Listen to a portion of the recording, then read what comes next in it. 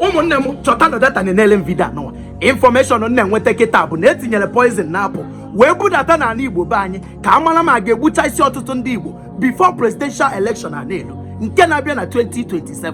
nna m chọta data na-ele m vidio achọrọ m ikwu ogologo okwu ọ bụrụ na ị bụ nwaanyị ma ọ bụ nwoke nke na-egote apụ n'afịa nna m bido tata gawa kwụsịkwa ya maka ndụ gị na ndụ Hausa mụtara ihe ọzọ. chọta na data na-ele m vidio achọrọ m ogologo okwu.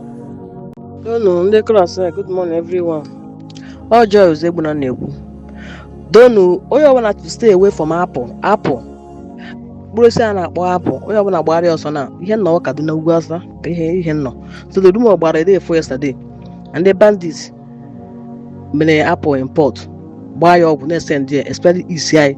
Ebe a na ihe a na-elefu apple ebe is 150 200. Kemazi the line of the apple drop that price. Kemana onwe ihe na-aga.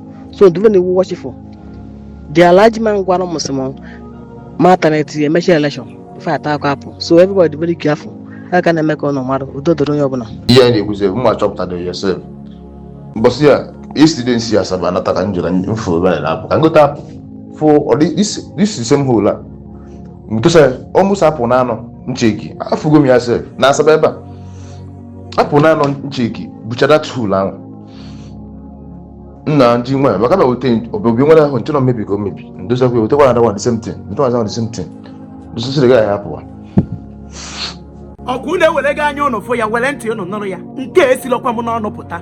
ọ bụrụ na ị bụ nwaanyị ma ọ bụ nwoke nke na-ala ka ịzụ apụ n'afịa nna m kwụsị ya n'ụbọchị tata ka anyị mara ma ya ga-achọta ihe anyị na-achọ na 2027 na-abịa abịa.